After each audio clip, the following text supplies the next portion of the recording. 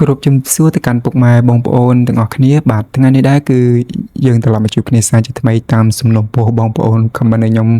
បង្កើត account Facebook ដែលឲ្យទិញលេខហ្នឹងឥឡូវគឺគេមានពីរជម្រើសគឺមួយគឺការទិញលេខហើយមួយទៀតនឹងធ្វើការទិញ Gmail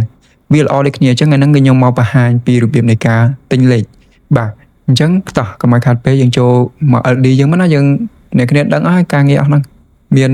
បើក VPN fake GFX អីអស់មកបាទ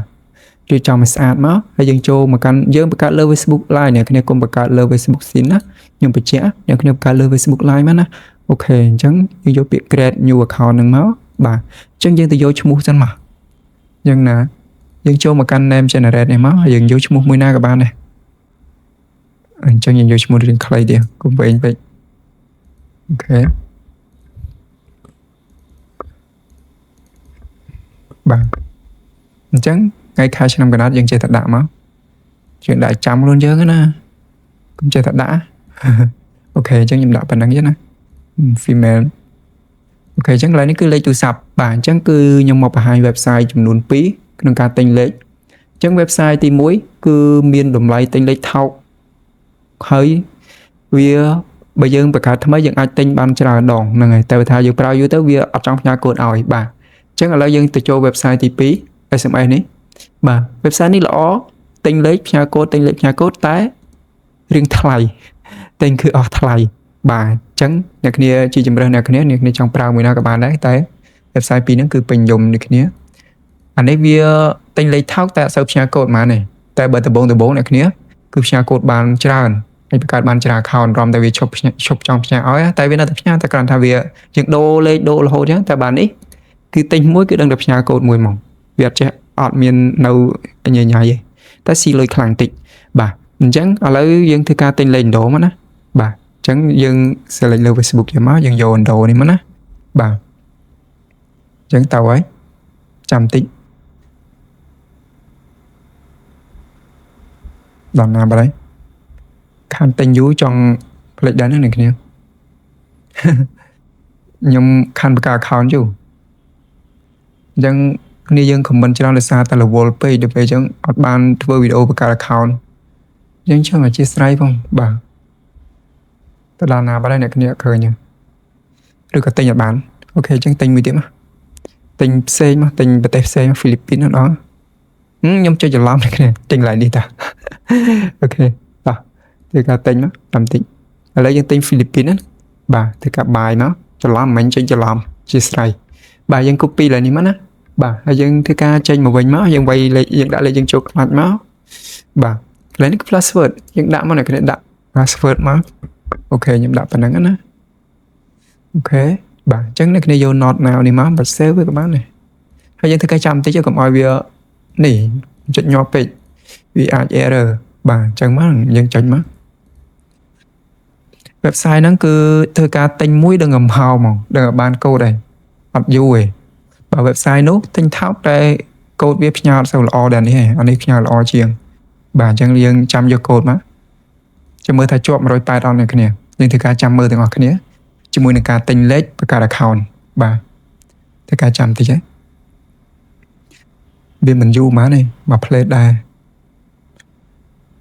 អញ្ចឹងវាត្រូវការរយៈពេលយើងចាំទៀតអ្នកគ្នាមកឃើញមក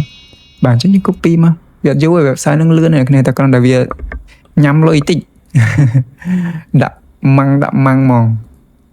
តែដាក់មួយដឹងមួយមកអូខេចេះយើងចាំទេចាំមើលថាវាជាប់180អត់យើងកើតបង្កើតឆៅអញ្ចឹងអ្នកគ្នាមើលហ្មងព្រោះឥឡូវឃើញមានបញ្ហាបង្កើត account ជាប់180ច្រើនបាទឃើញបានទេអ្នកគ្នាបាទយើងធ្វើការ add រូបភាព add ឲ្យចូលមកបើយើងមិនចង់ add ទេយើង skip សិនមក skip សិនអស់មកចាំមើលថាជាប់180អត់អ្នកខ្លះគាត់ទៅកន្លែងហ្នឹងគឺជាប់មកផុតពីកន្លែងហ្នឹងអត់ផុតទេជាប់ដែរឥឡូវចាំមើលខ្ញុំមកជាប់ហ្នឹងគ្នាអញ្ចឹងអានេះជាខ្ញុំបង្ហាញពីរបៀបនៃការបង្កើត account ដោយទិញលេខអូខេចាំតិចណាកន្លែងហ្នឹងវារៀងយឺតតិចអញ្ចឹង skip វាទៅវារៀងដើរយឺតតិចតែអត់មានបញ្ហាទេអូខេចាំតិច អ្នកគ្នាចូលទិញលេខចឹងហើយអ្នកគ្នាចូលទៅដូរដាក់ Gmail យើងដាក់អីណាអ្នកគ្នាមកហើយបាទយើង add friend មកដំបូងគឺយើង add friend ឲ្យវា subject friend យើងមកណាបាទមកបាត់ហ្នឹងមានអីជាប់អត់តែយើងទិញលេខហើយនឹងទិញ Gmail អ្នកគ្នាទិញមួយណាក៏បានដែរឥឡូវ Gmail ក៏ល្អដែរអ្នកគ្នាខ្ញុំឃើញគេនេះមកបាននេះណាបាទហើយ account យើងបង្កើតមកអញ្ចឹងយើង follow 1 2ណាឲ្យមានកុំឲ្យអត់សោះបាទ1 2មកនេះយើងចូលមកដូរមកអ្នកគ្នាចូលមកកន្លែងនេះមកយើងចូលមកដូរយើងចូលមកលុបលេខនឹងចោលមកបាទកុំឲ្យដល់ពេលដែលវា load បាត់លេខហ្នឹងវាមិនពិបាកអញ្ចឹងយើងចូលមកដូរយើងចូលមក add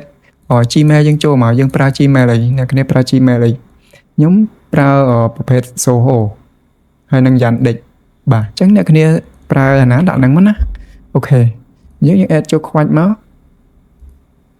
បាទថ្ងៃនេះយើងទៅយកកូដពី Soho យើងពី Gmail យើងហ្នឹង Gmail Soho ហ្នឹងបាទឥឡូវយើងចាំតិចនេះមកនេះលឿនតែ Soho ឥឡូវលឿនអ្នកគ្នាអត់ដូច Yandex ទេអញ្ចឹងខ្ញុំ recommend ឲ្យអ្នកគ្នាប្រើ Soho វាលឿនជាង Yandex ឥឡូវពីមុន Yandex ល្អតែឥឡូវ Yandex អត់ចង់ផ្ញើកូដទេបានបាទហើយអញ្ចឹងអ្នកគ្នាធ្វើការលុបលេខទូរស័ព្ទនឹងចោលមកបាទប៉ុណ្ណឹងអ្នកគ្នាមានអីពិបាកអូខេទៅបាទហើយបាទនៅ Gmail យើងមកអេមអូខេចង់ដាក់រូបដាក់ទីតាំងដាក់អីស្រេចចិត្តអ្នកគ្នាដាក់មកនេះ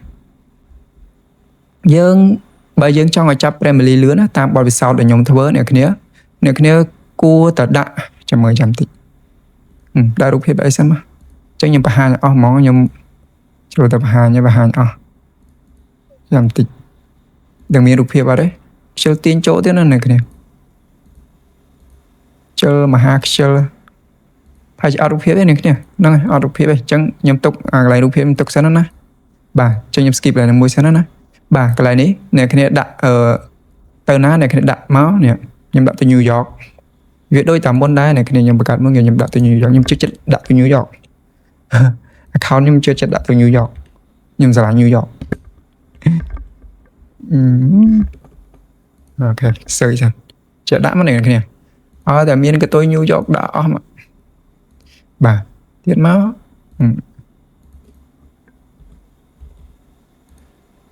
សើចមក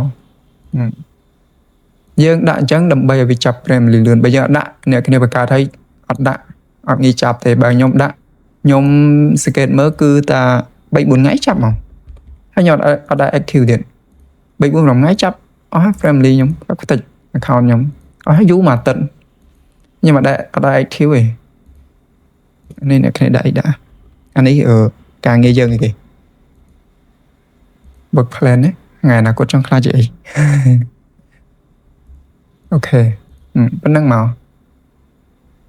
skip ចោលមកអូខេយើងពេញតែប៉ុណ្ណឹងមកនេះមួយទៀតក៏សំខាន់កន្លែងនេះកន្លែងហ្នឹងយើងដាក់មក single មកអូខេអញ្ចឹងដោយសារតែអ្នកនរគ្នា comment ចង់ឲ្យខ្ញុំបង្កើតចឹងខ្ញុំបង្កើត